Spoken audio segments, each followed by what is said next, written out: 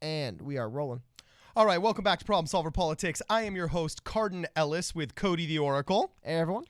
And this may be a little bit hard to believe for you guys out there in cyberspace, but it looks like the DNC is up to some more poll shenanigans, and this time it's affecting our dear anti-war friend with the lovely white pantsuit, Mrs. Tulsi Gabbard, the representative from Hawaii, might just be getting slam dunked a la Bernie 2016, a la Andrew Yang 1 month ago. Cody, tell us what's going on. Slam dunk. Anyway. Yeah. There's an article that came out. I believe it was posted actually in Real Clear Politics today by Michael Tracy. You guys familiar on Twitter? You've probably seen him on Twitter. But its headline is Gabbard victimized by DNC's dubious debate criteria. Look at that alliteration. The DNC's dubious debate. They should have said dubious debate debacle. Yeah, I could definitely tell reading through it that this was somebody who was not just your average run-of-the-mill media author. There's a lot of flowery language. Anyway, though, there's something I want to point out here, though, which is really interesting. So it says, take, for instance, her poll standing in New Hampshire, which currently places Gabbard at 3.3% support according to the Real Clear Politics average as of 20th of August. One might suspect that such a figure would merit inclusion in the upcoming debates. I mean, over 2%, well over 2% in an early state. We'll go over the rules soon. That should be in line, especially considering she's ahead of several candidates who've already been granted entry, including Andrew Yang. But the Democratic National Committee has decreed that the polls constituting this average are not sufficiently qualifying. Do you notice the DNC decreed? Decreed. I would just like to point out that use of words. This wordsmith, I think, has it right because they're pretty sure they're monarchs over there. Keep going. Well, but that was the reason I wanted to go over that first is because now I want to go over and we'll recap really quickly. We're just going to go over to actually Democrats.org where they've listed the rules. So this is from May 29th.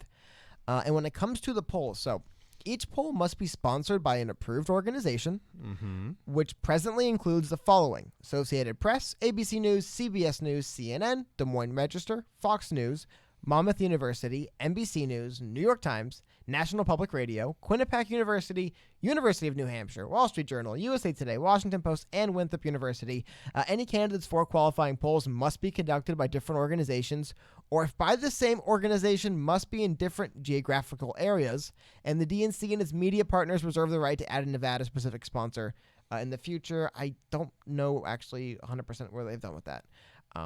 Anyway, though, the reason why I want to bring that up, going back over what Michael Tracy mentions in the article here, and I want to get your opinion on this, is, I'm going to be a little bit for DNC here. It is a wide range of polls, organizations they're accepting to be sponsored. I mean, we read through, 10 or so there? Okay.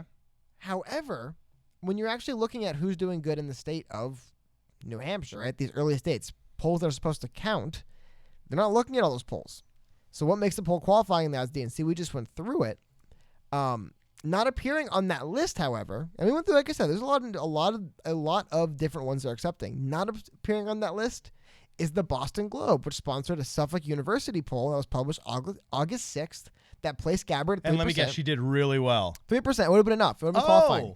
It would have been actually more than enough. Yeah, well, enough's enough, right? Yeah, okay. However, the DNC had proclaimed that for admitted to the September-October debates, candidates must secure polling in 4 separate approved polls, yes. But a poll sponsored by the newspaper with the largest circulation in New Hampshire, the Globe recently surpassed the New Hampshire Union leader there, does not count per this cockamamie criteria. Wow. There has not been an officially qualifying poll in New Hampshire, Gabbard's best state, in over a month. That's the other thing is that if you want to get into the more conspiratorial realm, I guess, realistically, once they have their candidates they want, they could just go to these people really, and say, stop releasing qualifying polls. Is it, Cody, a conspiracy? Is it? Do we even have to call it a conspiracy? But hold up. This idea. What do you mean there's no proof? No, before we continue. Did you not see 2016? Before we continue. Okay. For anyone who's a little bit like, okay, why does all this matter? In order to make it to the debate stage, so we have the 3rd debate upcoming in about a week. I think you have to be qualified in a few days. We have the 4th debate coming up in about a month. You needed to reach 2% or higher in 4 different what they consider qualifying polls. So we've been going through right now recently, how do they conduct them? And we went to the Democrats. And admittedly, there's a large list of organizations with polls that count. However, as pointed out in this article, the largest circulated publication in an early voting state does not count under their criteria. So there is criticism to go around. Can I make an analogy here? I don't know. Can you? And it's not going to be a World War II analogy. Oh, man. Here comes a pest control analogy. I guess that's the other one, though. As you know, me and my father worked one. for many years in an agricultural pest control company. And there's this thing called a pre-emergent pesticide. There's certain types of pesticides that should be applied on fields before the seasonal weeds come up. And the idea is that they prevent the germination of the seeds and they stop a problem before it starts. This criteria that the DNC has put out there is nothing more than a pre-emergent pesticide for non-establishment candidates.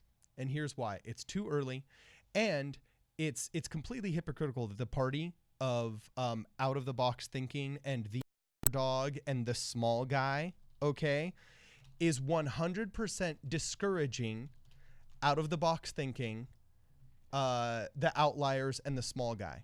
They are streamlining a process in which Joe Biden, what is he at, 42 years in Washington, D.C. now? Longer than I've been alive for sure. Yeah, so the 42-year-old, and then the one that slept her way to the top in California. Allegedly. Yeah, sorry. The one that allegedly slept her way to the top, by that we mean the head of the DNC says, what is she doing here? She had nothing but sex with me until she made it to where she is. Allegedly, yeah. And third place being Bernie Sanders, rock star communist. Okay. Not even allegedly, just not. Yeah. But hold on. Can we, I want to show you something. I want you to tell me what you think about this. Well, no. Okay. There's two things that are going on here. Okay. The liberal side of me is very frustrated that some of these people with really good ideas aren't making it to the debate stage, because Tulsi Gabbard has really good anti-war ideas. This is what CNN and the establishment does when you go up against Kamala Harris and the war machine. Well, and it's actually refreshing. And it's hilarious now to see the mainstream establishment Democrats being all pro-war. And all of a sudden Republicans are the anti-war party with this outlier of Tulsi Gabbard saying no, and Andrew Yang saying maybe not a good idea. Okay. Well, hold on. I want to get back to the subject. Okay, I think you'll find this interesting. I think you'll find this interesting, so I want to bring it up. Okay. So I'm going to show up right now. This is the Real Clear Politics aggregate. So they just take all the different polls, throw them together, including all of the qualifying and some not qualifying polls. And I want to show you something. So let's bring this up. Okay. Now we'll go through the list. Oh, and it just reloaded the page. I mean, moved it. But we'll go through it and just take a look at this card. Yes. Now, people who have qualified for the debate stage: Joe Biden, Bernie Sanders, Elizabeth Warren, Kamala Harris, Pete Buttigieg, Beto O'Rourke, Cory Booker, Andrew Yang, Julian Castro. And just that's barely it. Inched in. Okay. However, you'll notice something. So if you were to hear that, and they all hit 2% or higher in 4 qualifying polls. Okay. But you'll notice Tulsi Gabbard is within, less than half a point of Yang, and she's tied with Castro. So, realistically, does it make, it's just kind of does it really, when it comes to nationally what people think of these candidates, when you take all the information and lump it together, right? Okay. I don't really, because Tulsi has to get 2 polls that qualify the next couple of days. Probably not going to happen. And it's not like we didn't change the rules to get Tulsi in. However, Tom Steyer at 0.8%. You see it over there at 0.8% with Tom good Steyer. Old Tommy gun. Billionaire recently announced he wasn't eligible for the first or second debate because he hadn't announced he was running. Oh, maybe he announced he was running just before the second. However, I want to pull this up. So this is an article announcing that Julian Castro did become the 10th person to make the debate. But listen to this. So the candidates that are next closest to qualifying is billionaire Tom Steyer. He's already hit the donor threshold. He needs only 1 more qualifying poll. Rep. Tulsi Gabbard has said she has enough donors, but only has 2 of the 4 qualifying polls. But I want to go back to something. He only needs 1 more qualifying poll. Tom Steyer is polling at less than 1%. He's down there with Marianne Williamson. Why is he so much closer than people polling at essentially double what he's polling? And now, again, this is within margin of error for these polls, but still interesting, right? Interesting is one euphemistic way of saying the liberal side of me hates that these people with good ideas who are growing in their followings but aren't mainstream establishment characters. The liberal side of me just weeps that they are getting brushed aside by supposedly the party of the underdog. The conservative side of me loves seeing the heartbreak of my fellow liberal friends, only because hopefully it's opening their eyes to what conservatives in this country have been saying for 20, 30 years, that the broadcast media is a sycophantic cheerleader, okay, at best, a propaganda machine at worst for the establishment DNC, full stop, okay? And I like that the Yang Gang got a little bit screwed when the DNC, just magically rolled back that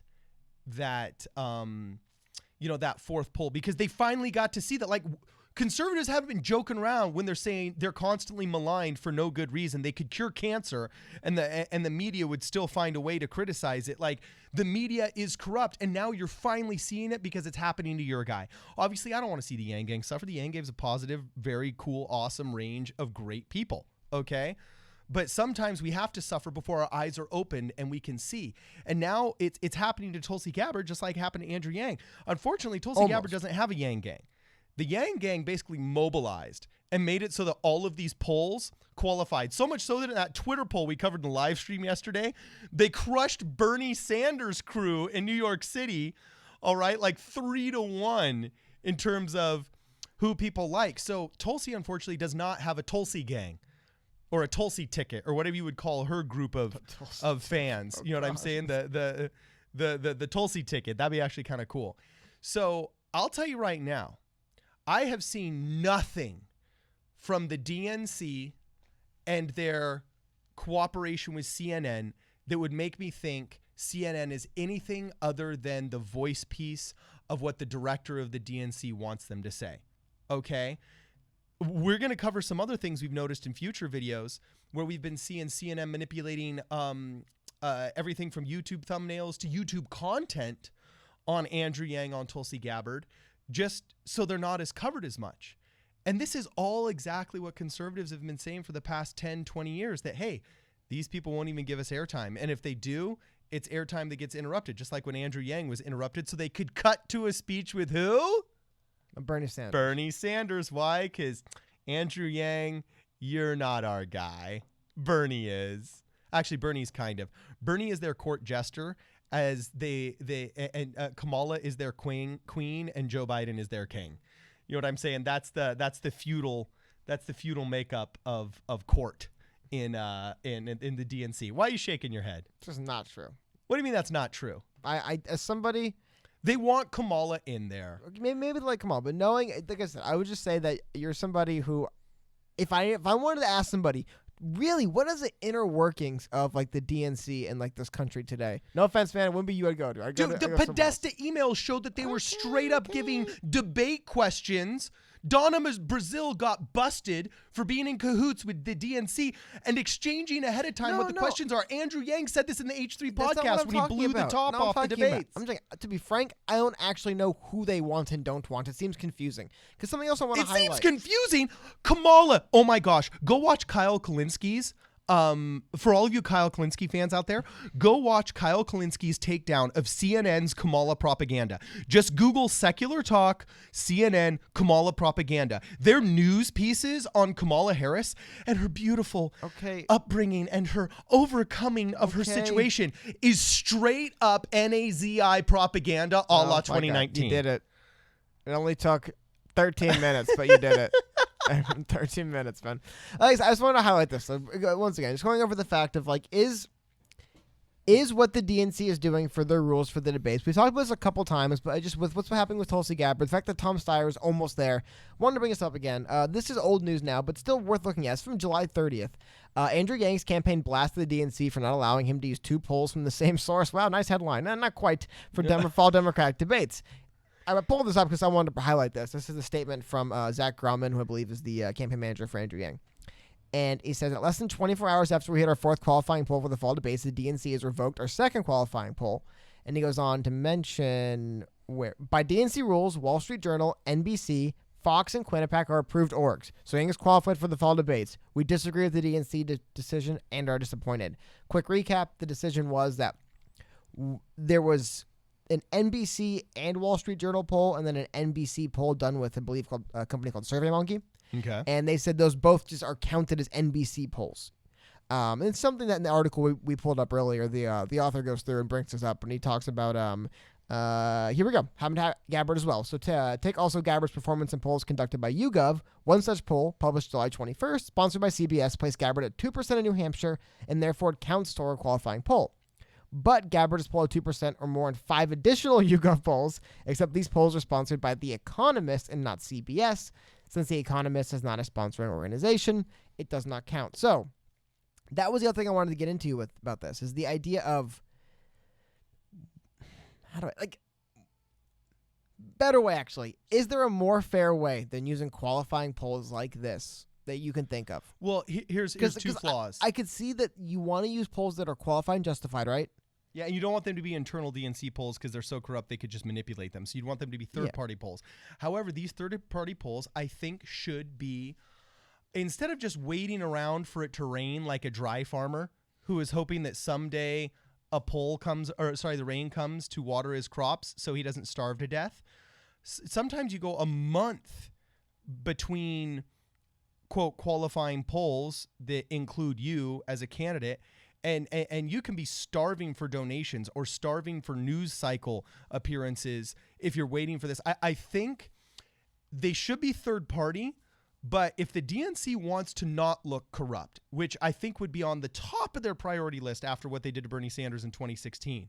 Once again, I've been very vocal that I disagree with a lot of Bernie Sanders policies, but I will fight to the DAATH for his ability to articulate them in an openly democratic discussion, okay?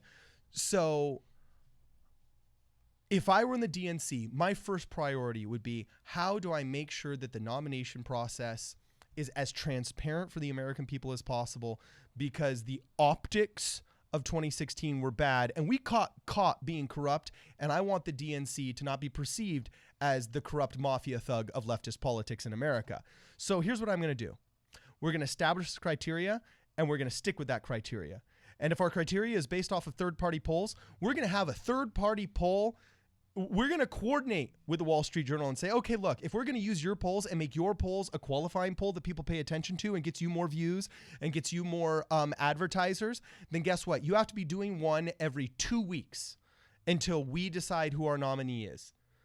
So that everybody who's not applying, but everybody that is vying for that nomination knows that every 2 weeks, and it doesn't have to be from the Wall Street Journal, they can say, okay, there's going to be an NBC poll and then a Wall Street Journal poll. And then I would literally, just like we program out the debates ahead of time, I would program out the polls. That's a good point. And say, guess what?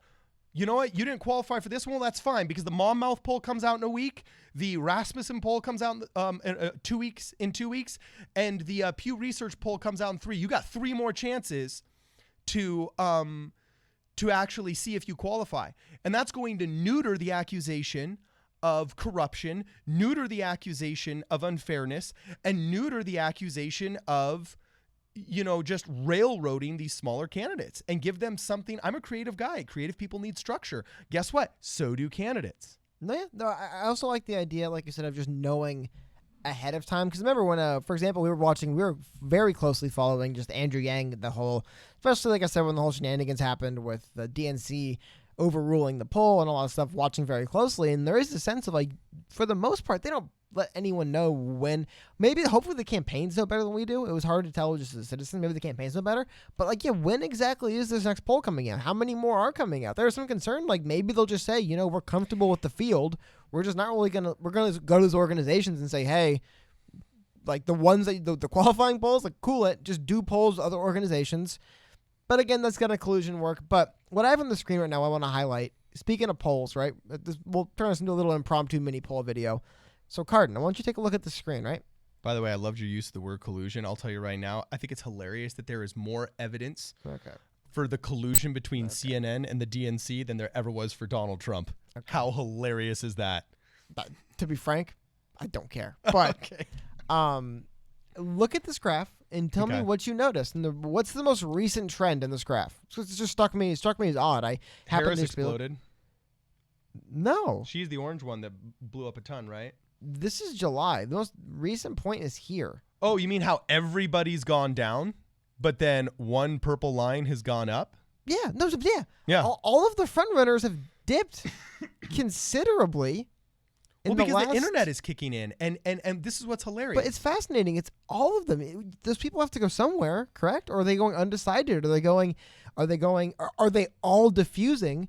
They're all watching Antifa beat up everybody in Portland and thinking maybe I'm not a Democrat anymore. but I mean, seriously, something's happening where Biden, Sanders, Warren have noticeably but all of them have noticeably had a drop in support. You're not seeing an uptick in anybody no that one's seems rising. to be equivalent. Yeah. You're not seeing an uptick in anybody that seems to be equivalent to, because look, Joe Biden, I mean, if he's dropping, what is that, between 35 and 30, so if he's going down 4.5-5 percentage points, but we're also watching Sanders and Warren both dip, 3%. There's 8 or 9 percentage points right there that need to be accounted for, especially if you look at the almost 10 percentage points dip of Harris. There's 20 percentage points there that aren't being picked up by anybody except Yang's little yellow line. And who's the green one? Who's the green one there? Is that Gabbard? Oh, Yang would be green. No, Yang is the green one. And who's the purple one above her? That's Buttigieg. O'Rourke? Oh, no, Buttigieg. Yeah, but no. O'Rourke and Booker have also seen an increase in support, but still, it's just like you said. It's not in proportion to the loss of the higher candidates. Yeah, we're seeing people gain, a third of a point, half a point, and we're seeing people lose 9. Like, where is it going? To be frank, guys, I don't have an answer for that. I really have no idea what has led to every front runner falling back to earth and then not seeing that. Maybe it's just too early. Maybe a week from now we will see we will see where those voters are going, but. Again, one of the reasons why I think using these polls to decide who we get to hear from on the stage is kind of goofy, because you know what? All these people that are losing support, apparently by the day when these polls come out, have already qualified. They're going to be on the stage. The ones that maybe the interest is going to, we're interested in now, we want to hear from, there's not enough going to them, so sorry. This poll system is going to keep them out, and it's, like I said, as we were highlighting right here, it looks like Tulsi Gabbard will be the latest to be victimized by the DNC's dubious debate criteria. But the DNC's insistence on having 4 qualifying polls and just adhering to the rules that they have that currently just aren't working for anyone. I mean, like I said, a world where, still loading, but a world where Tom Steyer at 0.8% polling aggregate overall is closer and has a better chance of qualifying for the upcoming debate than Tulsi Gabbard and Amy Klobuchar and Marianne Williamson and Tom Steyer, who are all either at where he is or above him. Just kind of shows that, like, this, it's designed to be gamed right now, which is what Tom Steyer is doing. He announced he was running like 60 days ago. They're gaming this. They're trying to find the easiest way to get ahead, and we're seeing the results. So people that are fine just gaming the system or pulling at less than 1% overall, but getting those 2s where they need them. And you're seeing candidates like Tulsi who actually. This is why in the live stream, bro. This is why in the live stream I said Andrew Yang could start a third party, just like Mitt Romney should have started a third party. The DNC is too corrupt. They would hemorrhage. Even AOC says, I don't know a single person in my district that votes Democrat because they like Democrats. They vote Democrat to survive. Because in their mind, they think that party is fighting the most for them, when in reality, I think it is absolutely letting them down the most and railroading anybody that's not just basically going to milk the poor for money and votes. So anyway, you know what, guys? Let's let the voters and the fans decide, okay? If you think the DNC is spotless and just really runs a morally tight ship that is fully transparent, comment below. If you're actually convinced, as the evidence from the Podesta emails and multiple scandals involving corruption with the DNC have suggested, that they're actually just a bunch of political thugs in cahoots with the mainstream media, comment below as well. Anything you want to say before I wrap it, Cody? There's also the third option that maybe they came up with these rules and they're just not working and they're going to have to change them in the future. That's what I think. If they're woefully incompetent knuckleheads, yes, that's also an option that you can express below. We'll call that the Cody's Corner option. I prefer, like I said, it just a little. Maybe I'm a crazy person, but I think it's possible that people just had an idea and it just didn't quite work out. So that's my perspective. He's so benevolent. So anyway, let us know what you think below. If you guys want to contribute to the channel, there is a PayPal link in the description. Also, make sure you check out our live streams every Tuesday and every Thursday. This is Problem Solver Politics.